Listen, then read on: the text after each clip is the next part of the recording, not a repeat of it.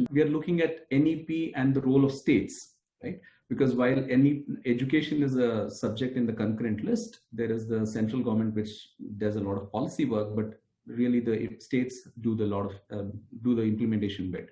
So we have a very, very illustrious panel with us this afternoon. I'm going to just quickly introduce them. We're starting off with the moderator, Meeta Sengupta.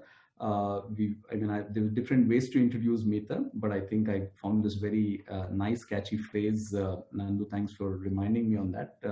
So paradigm pusher is probably an easier way to describe Meeta on the multiple hats that she wears. So she is someone who, I won't give you the textbookish introduction, but for those of you who are active on Twitter, she's 24/7 on Twitter, but more importantly, responding on Twitter, which is, I think, the more important thing. But more importantly, I want to do a small plug-in for Meeta, which is that every month she hosts a Twitter chat on education. If you look at hashtag called EduIn, I think it's the third Thursday of every month, Meeta? Last Thursday of every month between 9 p.m. to 10 p.m. You would be, if you're in the higher education space or even in the education space or interested in education, you would be better served if you're spending that 60 minutes on Twitter. That's Meeta for you. She's going to be moderating the session. We have with us Mr. J.M. Balmurugan, member of the Indian Administrative Service, currently the Principal Secretary to the Honorable Governor of Punjab and Administrator UT Chandigarh. Mr. Balmurugan is someone who we have had the fortune of associating with him through his multiple interests in sort of, trying to build an innovative an ecosystem that spurs and promotes entrepreneurship and innovation in this region, in this part of the country. Someone who is very, very passionate about agriculture, but more importantly about some new sustainable business models in agriculture through FPO and so on. Mr. Balmurugan, thank you very much for joining us this afternoon. Professor Venkatramana is a professor of management at the University of Hyderabad, but currently he's got a very critical role of being the vice chair of the Telangana State Council of Higher Education. For those of us at ISB, we refer to him as a neighbor. Our sort of campuses adjoin each other as the crow flies, so to speak. And Professor Venkatramana, thank you so much for joining us. You're one of those academics who sort of transitioned into the dark side of things, of managing things from the regulatory side, and therefore there's a greater expectation on people like you to sort of convey the aspirations of academia when it comes to administering and regulating things. And I know we're expecting a lot of good things, which you've already been doing. So thank you very much.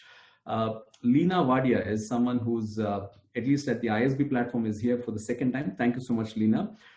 She is a senior fellow, honorary fellow at the ORF based out of Mumbai, but more importantly, for the purpose of this afternoon's discussions, she's someone who was a member of the drafting committee of the draft NEP 2019.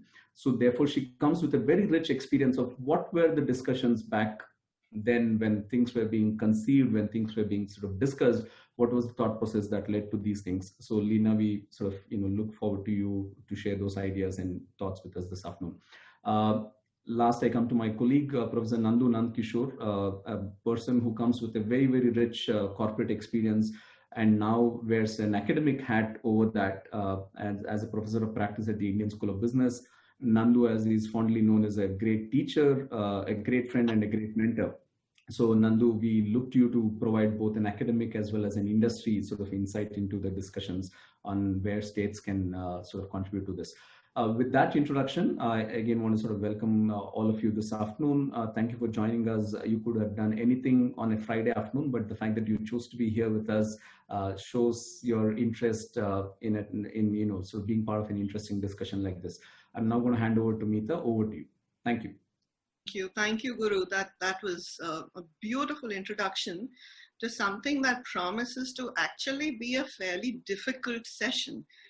Simply because the topic that we are discussing, the issue of the federal and the state arrangements in education are definitely incredibly complex. I mean, definitely more complex than even this 1 hour can encompass. In having said that, my position here as moderator, thankfully, is much, much easier than that of the panelists, who will actually have to answer in constructive ways and will have to find their way through the NEP towards pathways that are actually implementable. Where we are as a nation, you spoke about the Vishwaguru ambition, where we are as a nation we're a nation raring to go. We're a nation raring, we do not even have patience for strategy or design. We want product, we want implementation, we want a plan. Mm-hmm. And in this, again, we are very grateful. Thank you very much, ISB and the United States Consulate, for giving us this time to reflect on how we can find a way forward. I don't need to go over the past. We all know that education is on the concurrent list. We also know that education came onto the concurrent list only in the mid-70s. So in that sense, its concurrency is rather less mature than many others.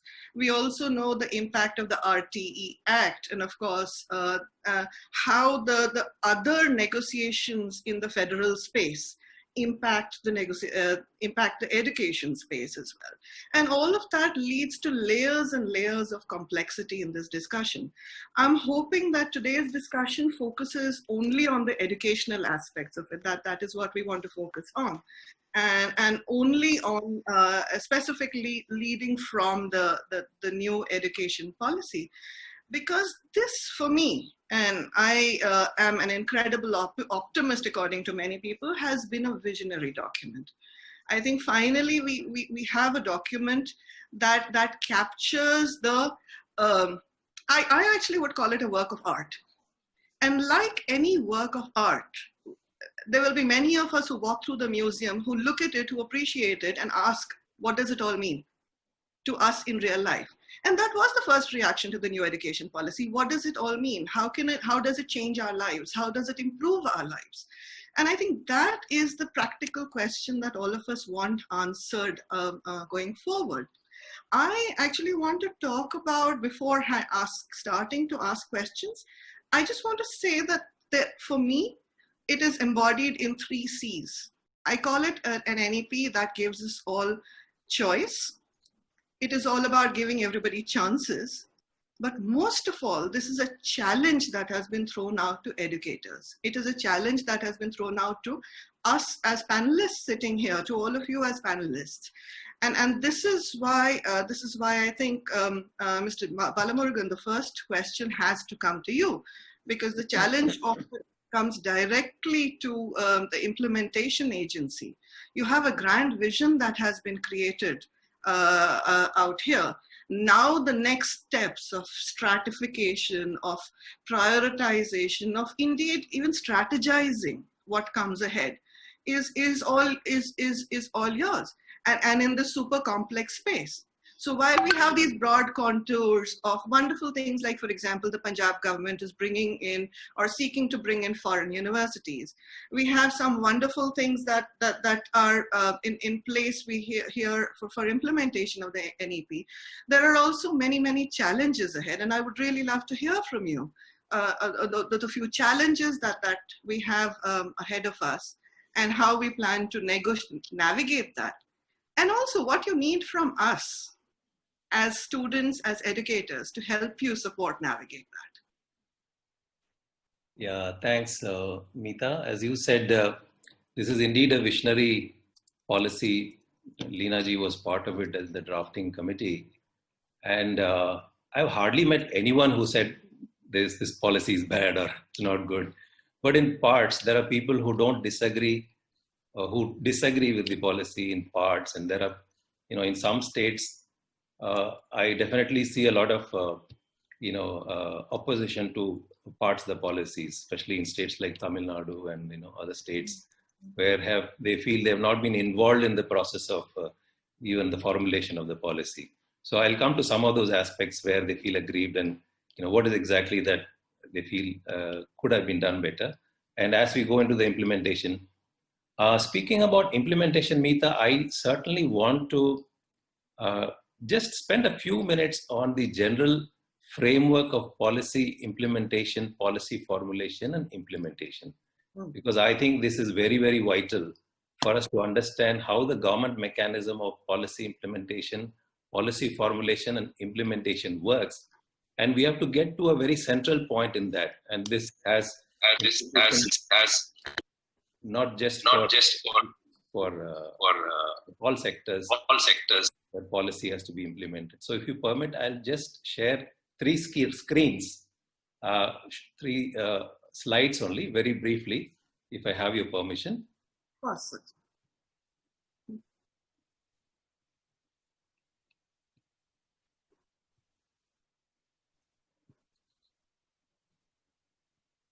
Can you see the screen? Yes, we can. You see, over the years, we've had so many policies and so much of funds dedicated to those policies. But what we definitely agree is that the corresponding output that has come from these policies has been far, far from what is satisfactory. India has been independent since 1947. And it is not for want of policies or not for want of funds that we have failed to achieve the desired goals, objectives that we set for ourselves. We had, I think, tons of policies and tons of funds pumped into it. But where we fail is in the implementation stage. So that's where I want to focus on. If you look at a typical public policy, you have the socio-economic problems of the citizens. And you're trying to address that through policy measures. So you're bringing in ideas from various fronts, essentially discussing with the citizens, getting their feedbacks on what is their problem and framing that into policies. You combine that with the funds and then you go about implementation, which is a very, very complex and a very, very long drawn process. And finally, that comes out as outcome and as benefits that accrue to the citizens. Now, this is a very, very simple slide, but it's much more complex because every box interacts with the other. If you look at the policies aspect, I would say if you want to give a weightage, I mean, for me, I would put a weightage of 10% and 90% to the implementation, because that is where, if you look at all our policies and implementation, we have failed at the altar of implementation. The policies were good, funds were also dedicated, but as we went along implementing the policies, we could not get the kind of desired results that we needed for the citizens. Now, you look at the implementation, typically you can understand this as structure, processes, and people, but I would put a weightage of 80% to the people. Now, this is where we don't get our handle on. Implementation is always complex, it is long drawn, and it is people oriented. And we don't get a handle of what happens in this box called people. And therefore, our outcomes are far short of the expectations. This is just another slide in a much more simple economics formula, where we are saying that the output is a function of all these factors, and more importantly, institutions and cultural values. The letters in blue are essentially resources. So if you are deficient in any of this, your output is going to be less. But you need to look at institutional capital, how the states have brought up their institutions and how they are performing in delivering the results, and how institutions function will depend on the cultural values. This is where I'm getting at. When we looked at people, we said we are not getting a handle out of it. And when we looked at the institutions, we are saying that it is the cultural values that are ingrained in the people, which is most important, that is impacting the output in any situation. So what we are essentially saying is that cultural values are all pervasive, irrespective of sector, irrespective of institutions. We are looking at cultural values as something which is going to impact in whatever we do as institutions in the public policy sphere. But do we get a handle of that? This is typically, we call this as work culture in the institutions, but there is nothing called work culture in the institution. It is the cultural. Cultural values would essentially mean aggregation of values of everybody in the institution. But do we have we got a handle out of it?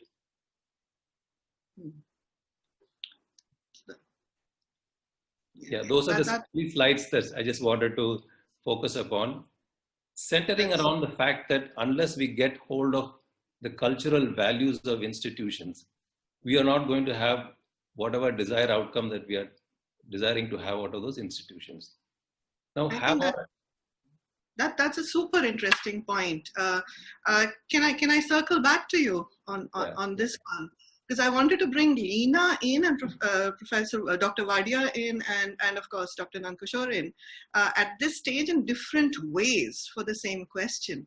I think you're absolutely right in bringing cultural values, and I think this is the cultural shift that the new education policy has tried to create. This is exactly the shift that they have tried to create. And I think they've been very pragmatic in some ways about it also. For example, and again, you very rightly pointed out that institutional architecture and the cultural, the wedge between the two, the intersection between the two, is where change happens. So I did a bit of a trawl through the very short NEP, and I realized that some parts of it, please, Dr. Wadia, tell me if I was right about this. The assessment, for example, is embedded change, because I think they have recognized, I think you have recognized that in India, for example, a rote learning culture cannot change by diktat, cannot change by vision, cannot change by, because it is something that we aspire to. We are so results oriented, so marks oriented. So what seems to have happened over here is you're trying to change the nature of testing, the nature of question, by changing the nature of assessments at the board level. And while structurally you're supporting it at the teacher training level and the teacher training agency level, so there are those structural changes that are envisaged, there are also institutional architectural pieces that are put in place via the National Testing Agency, via the Parakh program, which is going to become an independent agency. So what I see is a embedding of an entire architecture in the NEP when it comes. I want to use another example as well over here, and that is the concept of clusters. Now, clusters are very simplistically seen as simply as an aggregation of village schools so that we can get rid of a few village schools because it's a cost minimization exercise. Whereas, Professor Nankishore, you come from the corporate background, so I'm going to come to you after this, so a little heads up on this. In the corporate world, we have the concept of shared services. Shared services are a cost management agency. They are about expanding your potential. If the concept of the cluster is interpreted in multiple ways, we have so much more potential that has been embedded in this. And it's up to the states to implement them the way they wish to. So Professor Wadia, did you while designing, while in your discussions in the NEP committee, is this the kind of thinking that you had, or are we going down old pathways and are we trying to just upgrade the old pathways?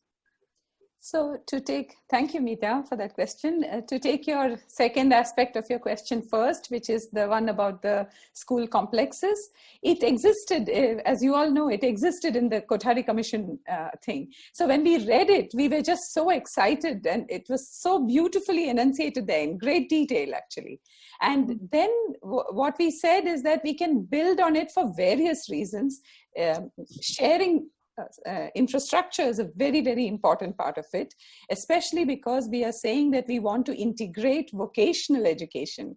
Now, vocational education is, for every course, is at least 70% practical work. And if that means you need equipment and you need consumables. And, you cannot, we have 15.5 lakh schools in the country, but we have, 280,000 secondary schools. So if we can, resource secondary schools very heavily and have all the other schools around them share that resource, and not just schools, but also after school hours for the adult education program, and for the community welfares, for out-of-school kids and so on. And apparently during the presentation of this policy to the Prime Minister insisted that the school complex should become a resource for the community, which is used preferably 24/7, was what he said, actually, So that's the thing about school complex. Absolutely. And in terms of the federal, it is up to each state, if I understand correctly, to interpret it as they will, and to budget and allocate schemes as they will. Whereas in contrast, the assessment architecture is coming up with a little bit more pushback. So I'll probably have to go back to Mr. Balamorgan for that in a bit. But I've already asked Dr. Nandkishore the next question. So there are two parts to it. One, because you come from an industry space, and I think one caveat has to be put up straight away. Educators do not like the administrative or the business approach to education. It reduces from the purity of the purpose of education.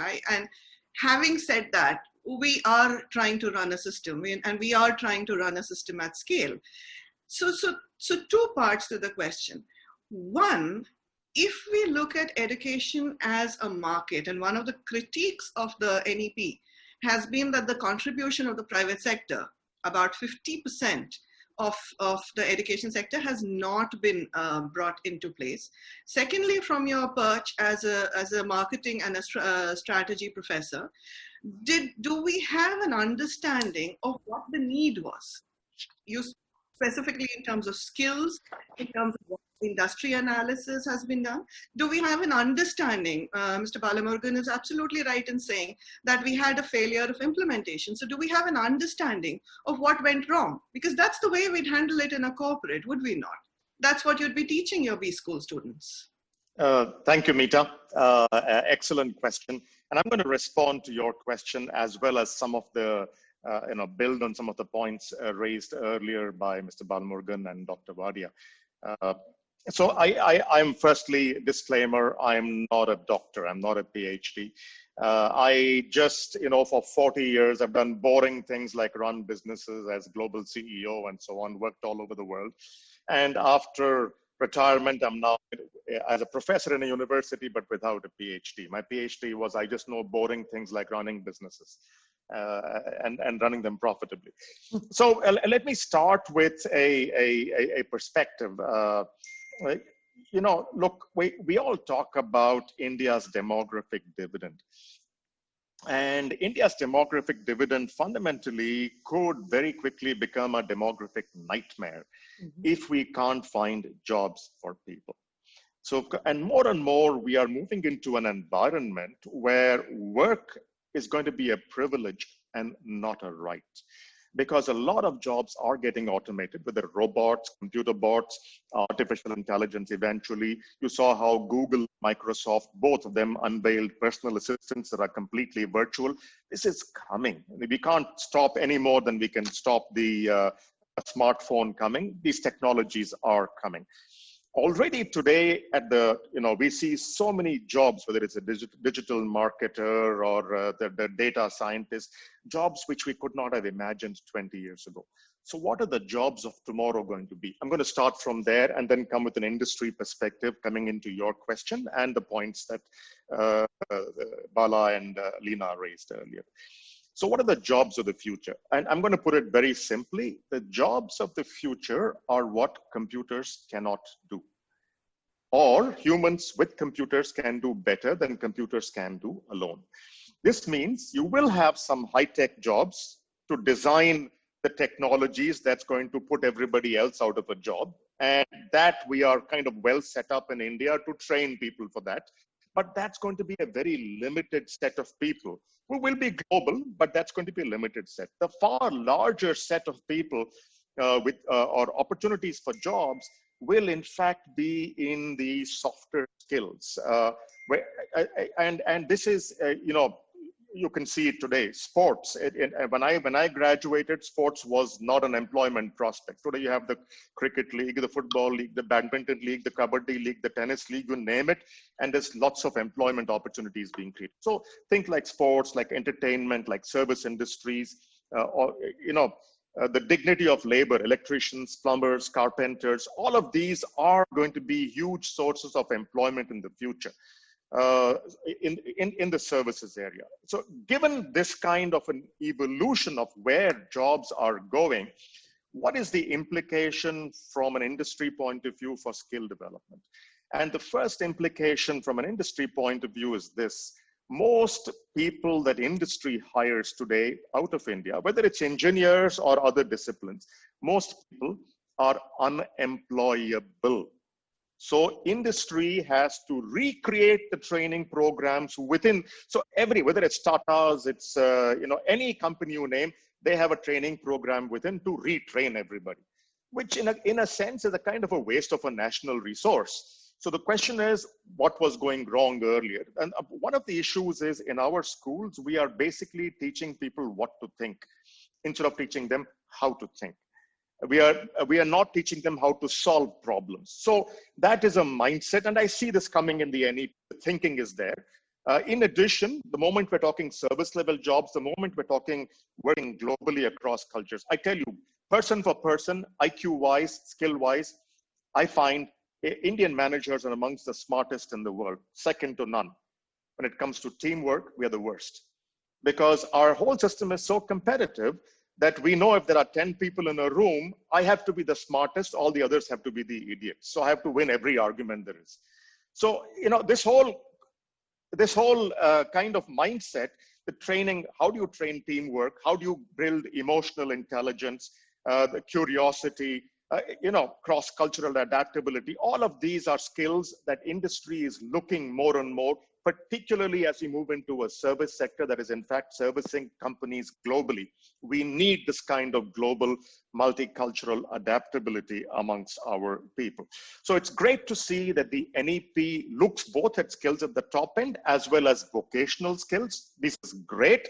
I think the softer skills like leadership, communication, teamwork, and emotional intelligence, perspective taking, those are skills that we do need to build, and that it can very much be something that is triggered by industry, working collaboratively with, as you say, people coming for training in their final years and going back. That's a process that needs to be developed. Now, the implication for the states, and I come back to the point of implementation that Bala raised earlier. In many ways, though, what the center has done here, it's laid out a policy. This is what needs to be done, they've identified. And could they identify other areas, like I said, or, yeah, absolutely, there could be more, but we moved a long way. In the implementation, basically, states need to start now taking the initiative and seeing what can we do within the framework, what is possible to do. And I'm very glad to see Punjab and Telangana, because these are amongst the leaders in here. And again, there it's good to take a market perspective. What does the market? So firstly, what is your market? Is your market only your state? Is it all of India, or is it also all of the South? Africa, Bangladesh, Southeast Asia. And if you take that Vishwaguru ambition and just focus on the South, economically speaking, the southern part of the world, because they all have similar challenges. None of them can afford to send people to UK and US. So coming to India is a great option. So if you look at that, what are students and educators going to look for? They're going to look for ease of access. They're going to look for infrastructure. They're going to look for an existing network of institutions in the neighborhood, who they can draw upon for faculty, for students, for cross-fertilization. They're going to look for a concentration of industry where they can go and create this back and forth and dialogue to build many of the soft skills that we talked about a little while ago. So I do believe that both, and it's not so much states as much as city clusters. So the Hyderabad city cluster is very well positioned. The Chandigarh Mohali city cluster is very well positioned to take many of these boxes. What we do need to do, however, is to, and in the context of the shared services question that you asked me, ultimately, when a policy is executed, doesn't matter if it's private sector or multinational, anywhere, we need a few lighthouses showing people this is how we implement, this is how we can do something. So here, if we can take, if Punjab can show the leadership, if Telangana, or let's even say city cluster Mohali, Chandigarh, city cluster Hyderabad can show the way of how this is done, then you inspire every other state to say, they can do it, why can't we do it? So really, one of the problems with implementation of any policy in any organization is when you try to do too much, you will fail. So be very focused, work with a few prime movers, and break the barriers of implementation. And also you will make mistakes, so correct the mistakes as you go. But once you create a couple of lighthouses in the context of shared services, A, you inspire, you become a role model, but B, then you have the competencies to go out and help others to create the same in their space. So well said, because I think the NEP at this stage is looking for champions. And the next stage is to find champions of change, whether it's institutions, whether it's examples of best practice in whichever way, or examples of funding, scheming, and schemes or implementation. And I like the way you talk about breaking barriers. And I'm going to actually try to challenge one of the barriers that you didn't happen to challenge in this one as I come to Mr. Venkatramana. And it just so happens that we are teaching and learning in times of COVID right now.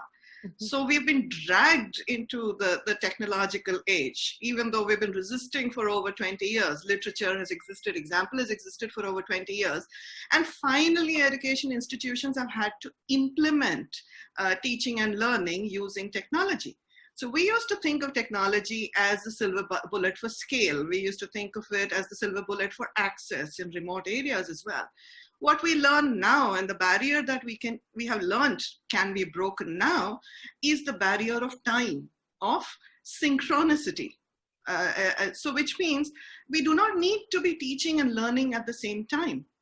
We do not need to have teaching and learning up to a certain age, and then we stop at a certain time. Teaching and learning can be continuous, can be just in time. In fact, the IT industry has demonstrated that adequately, because everybody has to retrain every 3 to 5 years. You need new certification because new technology comes into place.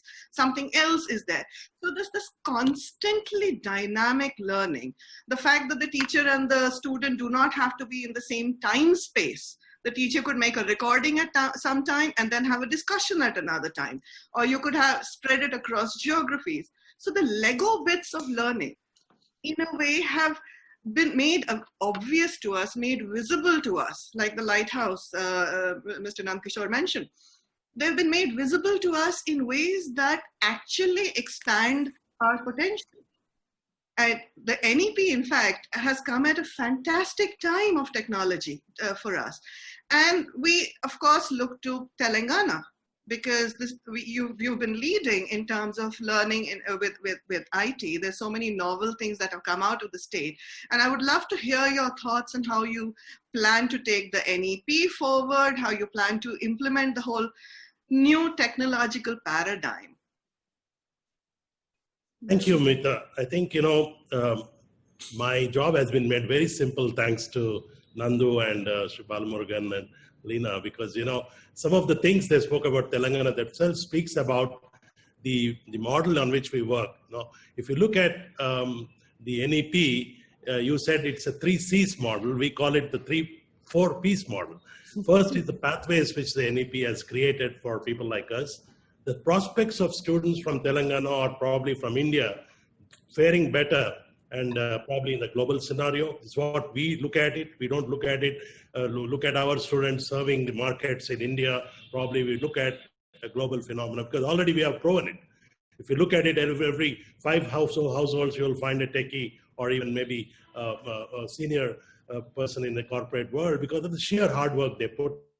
A paradigm shift, the third one is a paradigm shift we are looking at. And the fourth one, which is very important, which most of us have not touched upon, is the partnerships. I'll come back to your suggestion regarding technology. If you look at it, at the implementation of technology or the acceptance of technology in the classroom, it was very low. And all of us are responsible for it because we typically looked at an educational engagement as something which is a physical and a classroom one, where the teacher is looked at as a sage on the stage. But with COVID, we quickly found out that there are alternate models. For example, you talked about the recording at one stage and then. So what we did in the state of Telangana, and you all are aware, that around 8 months back, look at the vision of the policymakers. We declared year 2020 as a year of AI. And we also proposed to all the tech engineering colleges to introduce new areas of study, for example, AI, ML, IoT, blockchain.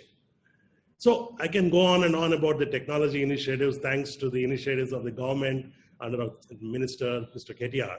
But second thing is reaching out, because I'm only speaking on the higher education context. The partnerships hold a very key.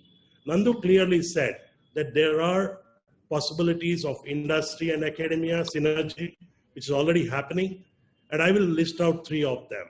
One is we are working closely with the life science cluster, with the pharma cluster, with the IT cluster, ITES cluster, now the agri. So, and even ISB is partnering with the government of Telangana on the agriculture thing. Look at it, very diverse, but very varied kind of engagements.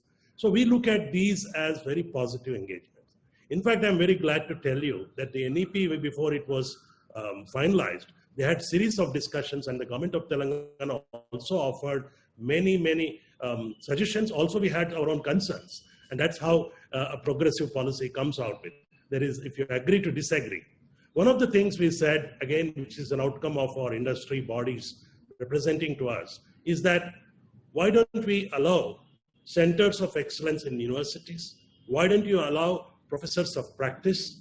Like in IIIT Hyderabad, we have, Nandu is a classic example, but in IIIT we have Ramesh Loganathan and many others. Similarly, we said most of these students, we were finding that they wanted to get into entrepreneurship.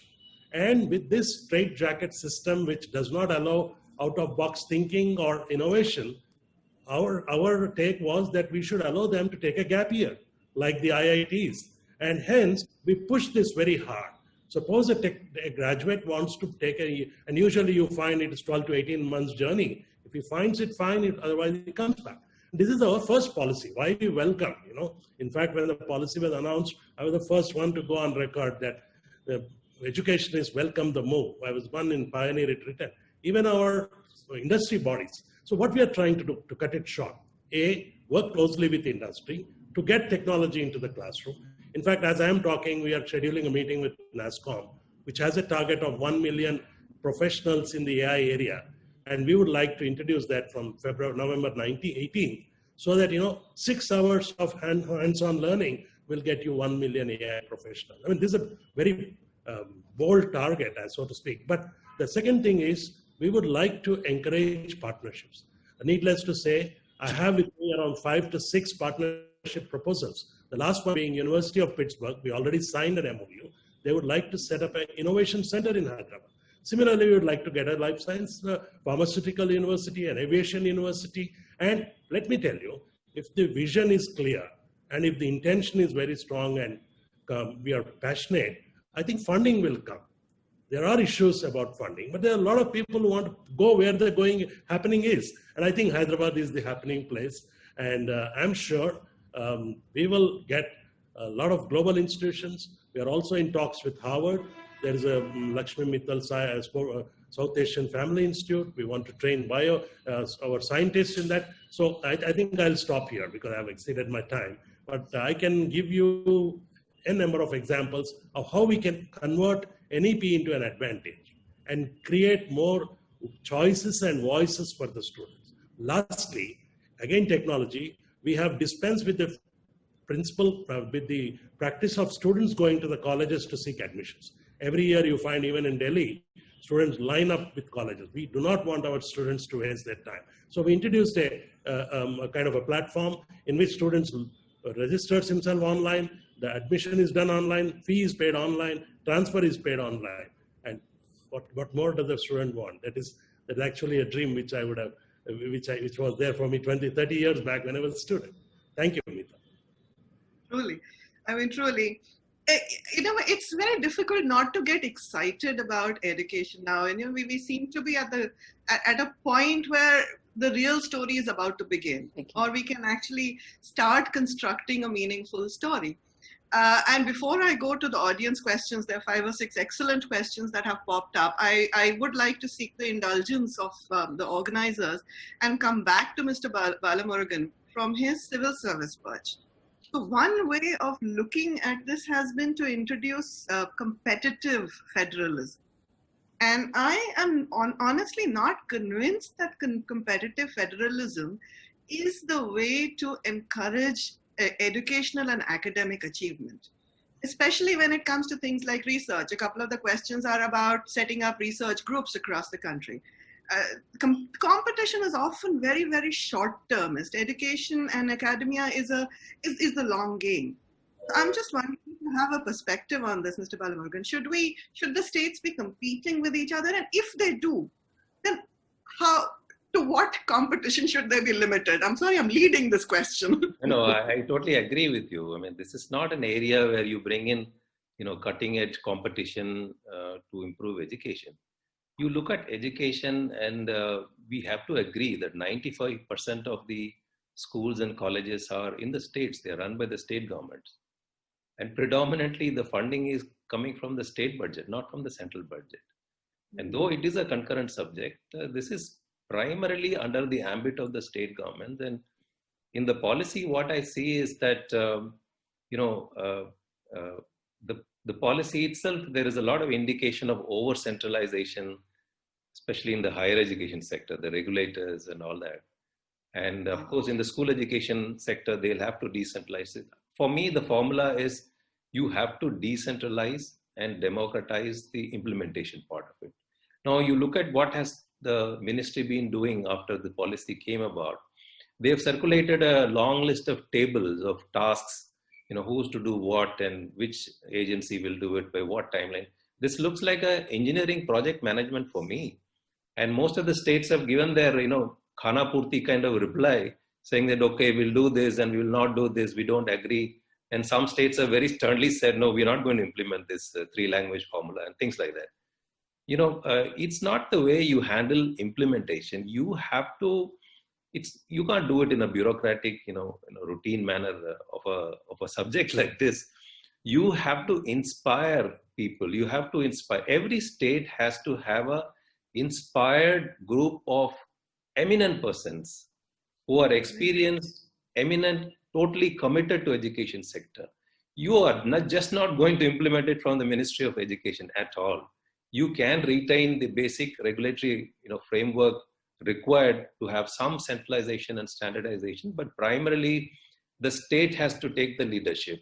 And in that, unless you have a political will, unless you have the chief minister's heart and soul into it, it's not going to come through. So every state needs to have a task force of eminent people. They have to fill in all the details. Now we are looking at the ministry trying to fill up all the details. Probably they have some kind of a consultant-driven approach that they want to gather all information and make some reports like that. That's absolutely not the way it's going to work. This is going to be long drawn. We are talking about 20 years, 25 years. And primarily this has to be left to the states. The center should allocate, of course, more funds that is required, because huge fund requirement is going to be there if you're going to bring in quality at all levels.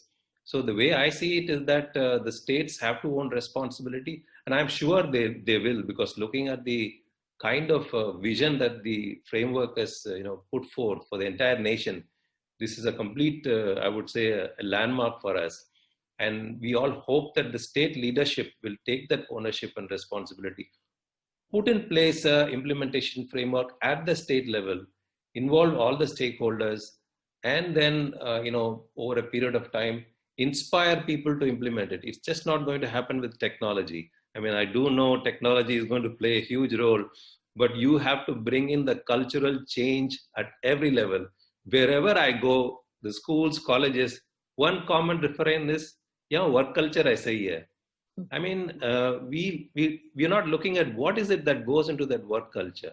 If you're not going to address that at the granular level, can you make that better? How do you make a work culture better of a school, of the teachers, of the non-teaching staff, of the faculty, of the universities? There is no shortage of teachers, I would say, in many of the institutions, and they are very highly paid. And some of the vice chancellors tell me that UGC norms are pretty good. The salaries are very good, but still, not much happens there. So you have to look at that aspect of how do you infuse a better work culture, and that there are definitely ways, probably in another, forum we can speak about it. Unless that happens.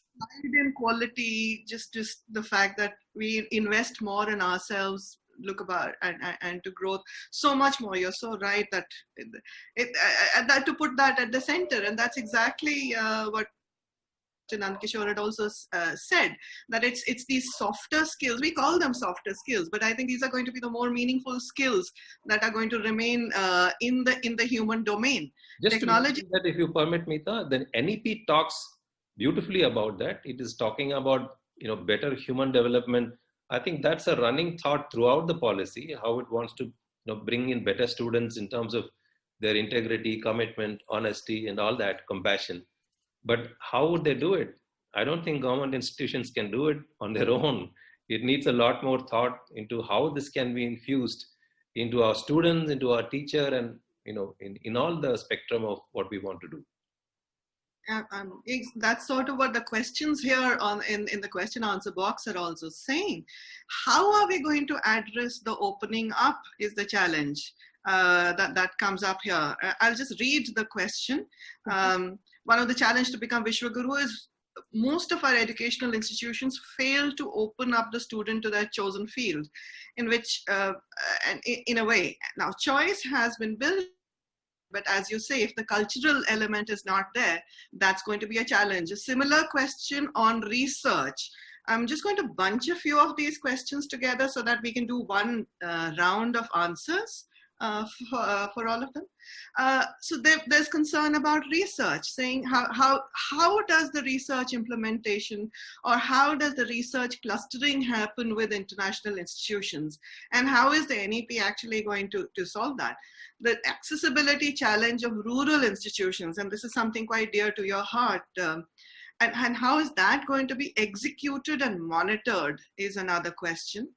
Another question here is the teacher's role is different to that of an instructor. So how are the reskilling and upskilling initiatives going to come into effect? I think that's actually been answered fairly adequately in the text of the new education policy, because teacher upskilling has been quite major in terms of the number of words it's taken, definitely, but there are certainly gaps, etc.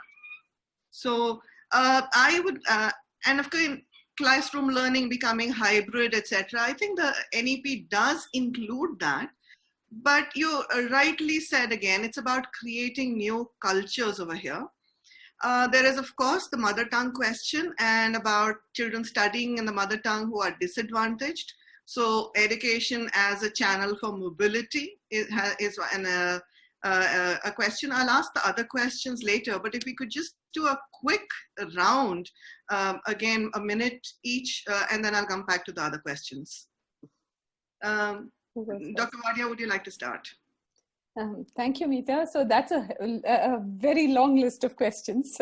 So I think that, funding in today's times is going to be difficult. And therefore, everybody is waiting. What worries me is that everybody says we need the funds, but, we are going to have to be imaginative and start to do a few things immediately without worrying about funds. So, for example, if you look at foundational literacy and numeracy, that is something that we should attack even now without, you don't need special funds for that. You may need funds to bring, you already have the Anganwadis. So can we do something about early childhood education? So in a way, we all have to look at the policy and say what parts of it can we start immediately implementing.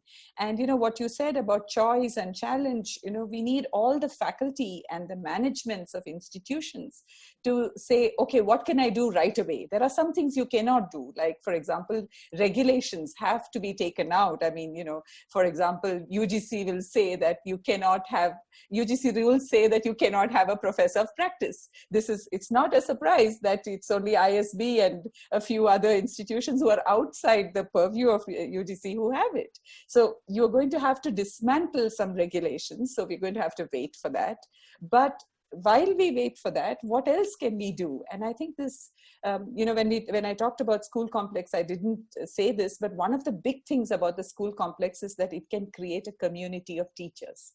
We have 80, 100 teachers can be together, and then they are on a mission to look after their little world, their complex. So there's going to be decentralization coming from there, which is very, very important. Teacher support is kind of very important. And the last thing I want to touch upon is the accessibility issue.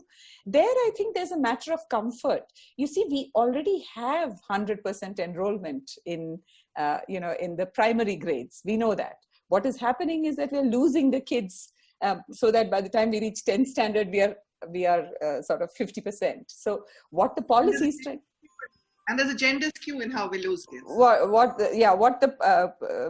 policy is trying to do is to prevent that loss, to say that let's not lose the kids. And for that, you have to make curriculum interesting. You have to make it relevant to local contexts and cultures.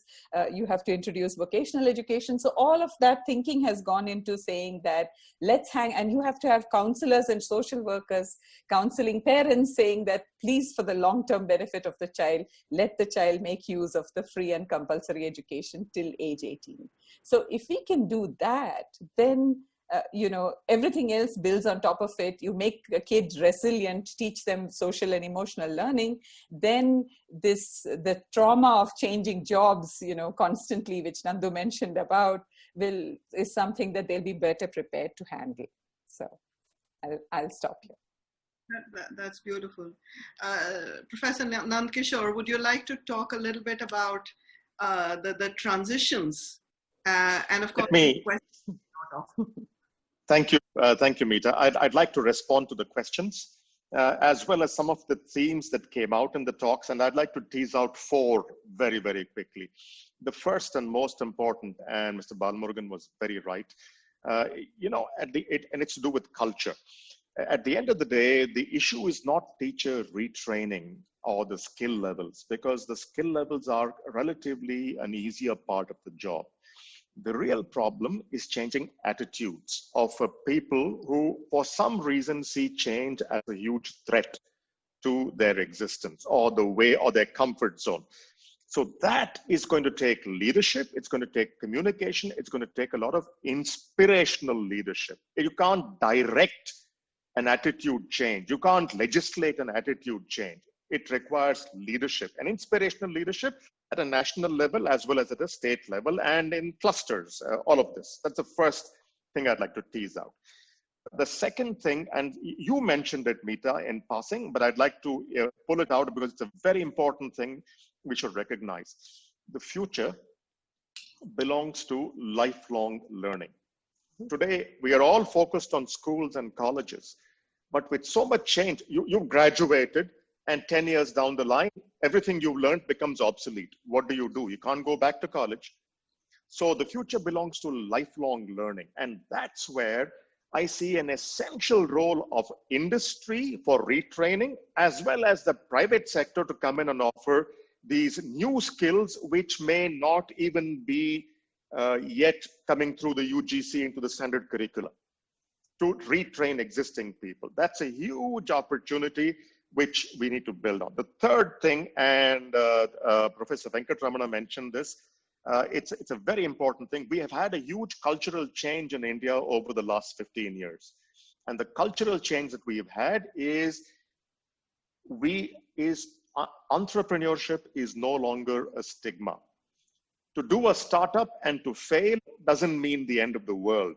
There are many people who do startups, they fail, they come back, they try again, they succeed. So this has actually captured public imagination and is a great avenue to create jobs and occupations for the future. The fourth thing, and I touch upon this from a rural education, employment, etc. point of view, and Dr. Wadia mentioned Anganwadis. And it's not just private sector. I see a lot of NGOs getting into this. So my own nephew and niece have set up an NGO to focus on early childhood education to build the fundamental skills, even preschool. Because the big education and outcome gap in intellectual abilities, etc., actually happens before children enter formal schooling. So it's a good thing in today that the NEP actually already starts out training or getting people somehow from the age of 3 onwards. So that's really great. But that's an area where NGOs can actually come in and help support the parents to provide those early foundational blocks through using institutions like Anganwadis and so on. I'm fairly conscious of time. I'd like to add to the questions from, and I did mention it before, but this has come from Dr. Arun Grover, the former Vice Chancellor of Punjab University.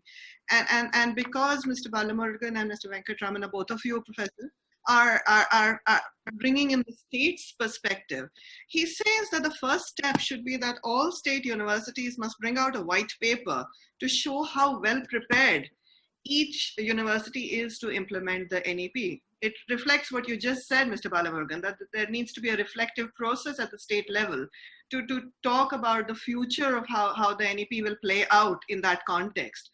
And the financial status of the university, and of course the other aspects that need to be played out. So first, Mr. Venkataraman, and the last word to Mr. Balamurugan, please, if we could. You're on mute, sir. Just wanted to talk about those 4 things again. First one is you talked about choices. Quickly to summarize, we have a choice-based grade system. We call it broadly the cafeteria approach. The students of music can take history to engineering kind of thing. We have already facilitated in Telangana this thing. On the research front, I think much of it will happen with teamwork, which is entirely missing in the academia. Sometimes, the clusters or silos are existing, and also islands of excellence. We need to break this kind of a format, and we need to collaborate and co-create knowledge to really stand out as the world leading this thing.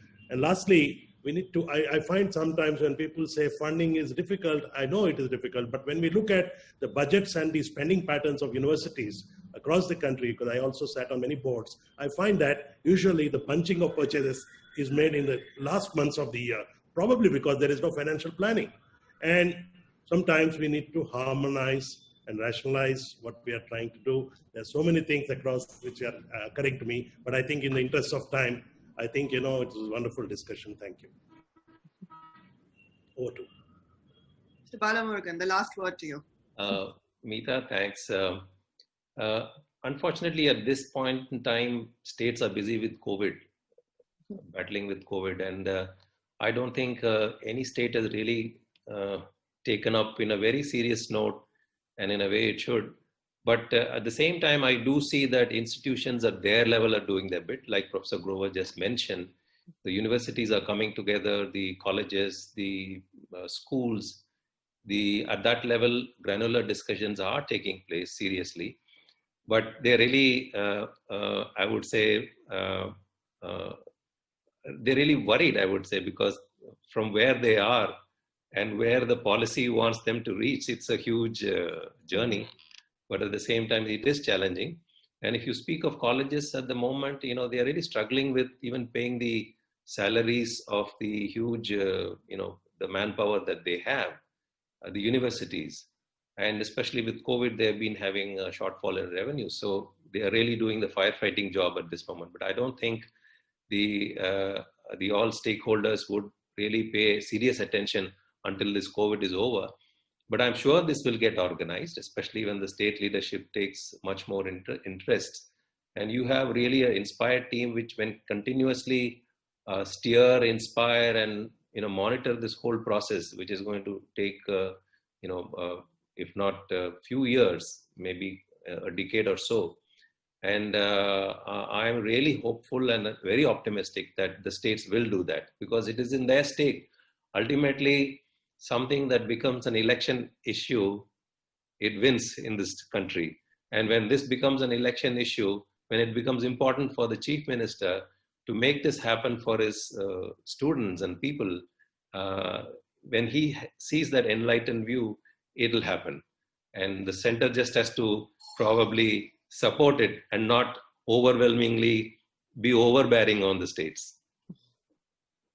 So true. I mean, I started by calling it a work of art, and I think you've truly talked about it not being imposed upon, not being overbearing, and that is the spirit of evolution. It has to evolve in its context, it has to evolve in the soil, and it has to evolve for growth globally, and in that it needs its space.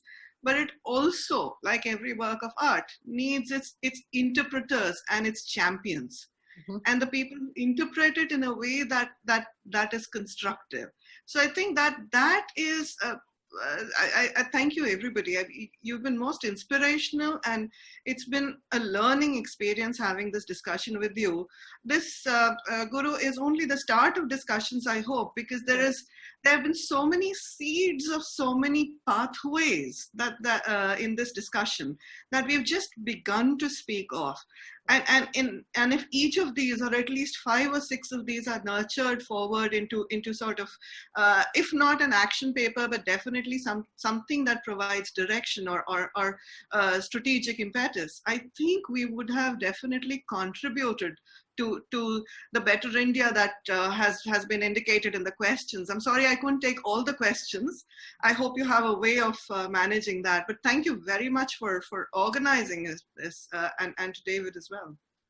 Thanks a lot, Meeta. Thank you.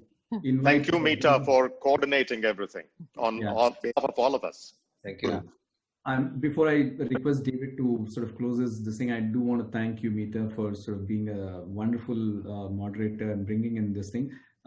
It's not easy to manage everything, but yes, to your point, I'm going to call out every one of you, Professor Venkatramana, Mr. Balmurugan, Nandu, Leena, all of you, for, you by being part of this webinar, you've in some sense, volunteered to co-create whatever comes next. So yes, on that, David, over to you. Thank you, Guru, and thanks to ISB and Meeta for once again bringing together a really thoughtful panel of academics, private sector experts, and government officials to discuss this important topic. The U.S. Consulate here in Hyderabad is proud to be a partner on these discussions with NEP about the NEP, because more Indian students come from Telangana, Andhra Pradesh, and Odisha to the United States than anywhere else in the entire country. So it's important for us to understand the NEP and how it will affect Indian students in the U.S., India's relationships with U.S. higher education institutions, and how this all feeds into U.S. corporations. So we really appreciate your support and look forward to additional discussions going forward. A big round of thank you to all the panelists here, but also to all our participants who tuned in from across the country. Thank you very much.